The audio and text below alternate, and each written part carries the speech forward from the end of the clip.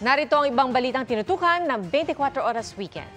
Ipinamalas din sa balikatan exercises ang pagsasanay ng mga air asset at missile capability ng Philippine Air Force at US Marines. Nakatutok si Darlene Cai. Dito sa baybayin ng Naval Base sa San Antonio, Zambales, isa-isang pinalipad ang 13 drones. Bawat drone ay tinatarget, pinapuputukan at pinababagsak. Parte ito ng Integrated Air and Missile Defense Activity na bahagi ng nagpapatuloy na Balikatan 2025 Joint Military Exercises sa pagitan ng mga puwersa ng Pilipinas at Amerika. Pinangunahan ng Philippine Air Force at US Marines ang defense activity ngayong araw. Tampok sa training exercises na ito ang US MADIS o Marine Air Defense Integrated System na dinala at ginamit sa Pilipinas sa unang pagkakataon. Ang US MADIS ay ginagamit para sa pag-target ng short range o malapitang depensa ng himpapawid mula sa lupa.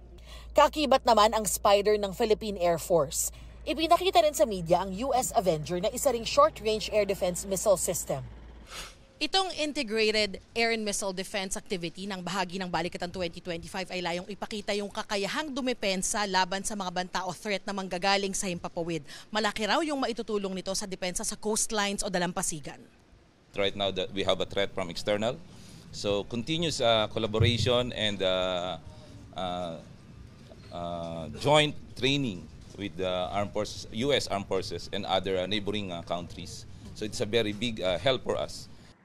Nauna nang sinabi ng parehong Armed Forces of the Philippines at US Military Forces na ang joint exercises na ito ay hindi patungkol sa sinuman o anumang partikular na bansa. Both the Marine Corps and the Armed Forces of the Philippines seek to modernize for peer competition. There's absolutely a complementary approach to this. So MADIS is short range, Spider is more of a medium range capability. They both engage different threats, and the more we work together, it'll only seek to enhance our collective lethality. Ayon sa Philippine Air Force, isasama nila ang MADIS sa mga irerekomendang military equipment na dapat ay mayroon din ang Pilipinas. We don't know what threat will happen. That's why we always train. Because of this training, it will enhance our skills and our capability and improve our doctrines. Para sa GMA Integrated News, Darlene Cai, Nakatutok, 24 Oras. Mula sa mga pinakamakapangyarihang world leader at dignitary hanggang sa mga ordinaryong tao, lalo yung mga nasa laylayan ng lipunan, lahat sila nasa Vatican para magpaalam kay Pope Francis. Nakatutok si Jonathan Andal.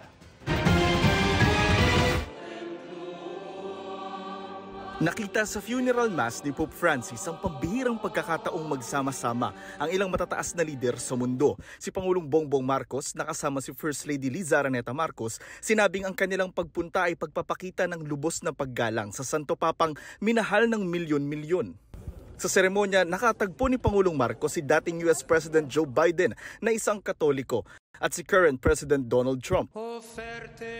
Sa bahagi ng misa, napalitan ng pagbati ng kapayapaan nakipagkamay sina President Trump at First Lady Melania sa iba pang dumalong world leader gaya ni King Felipe ng Espanya at French President Emmanuel Macron.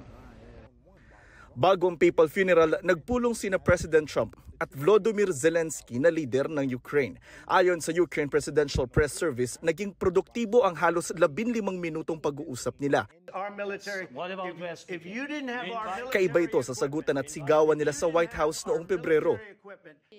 Pero bukod sa mga world leader at dignitary mula sa mahigit 100 bansa na dumalo, halos lahat ng mahigit 200,000 nasa funeral mass, tagasunod at nagmamahal sa Santo Papa. Bukod sa mga obispo at pari, naroon para magpaalam ang mga nasa laylayan ng lipunan na malapit sa puso ng Santo Papa. Hawak ang mga puting rosas, isang grupo na kumakatawan sa mga walang tirahan, migrante, bilanggo at transgender community ang taimtim na pinanood ang paghahatid kay Pope Francis sa St. Mary Major Basilica sa piling ng pinipintuhong Birheng Maria. Para sa GMA Integrated News, Jonathan Andal, Nakatutok, 24 Oras.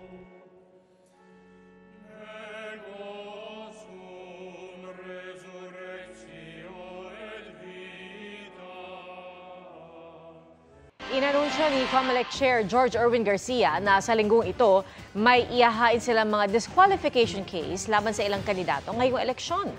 Samantala, bawal muna ang pamamahagi ng lahat ng uri ng ayuda mula May 2 hanggang sa araw ng eleksyon sa May 12.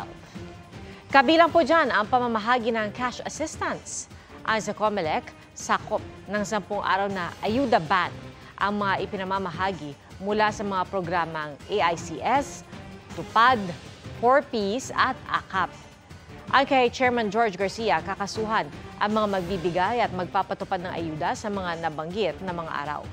Exempted sa ban ang medical at burial assistance.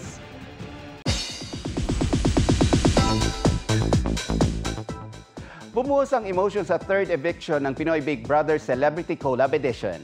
Michael and Emilio, you have just been evicted from the Big Brother house.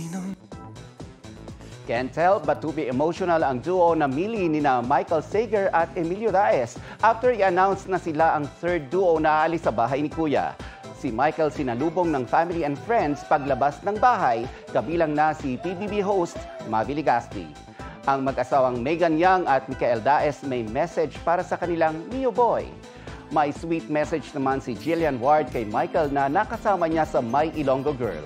At day 1 pa lang sa outside world, ang Mili may ayuda na agad na TikTok live kanina sa kanilang fans.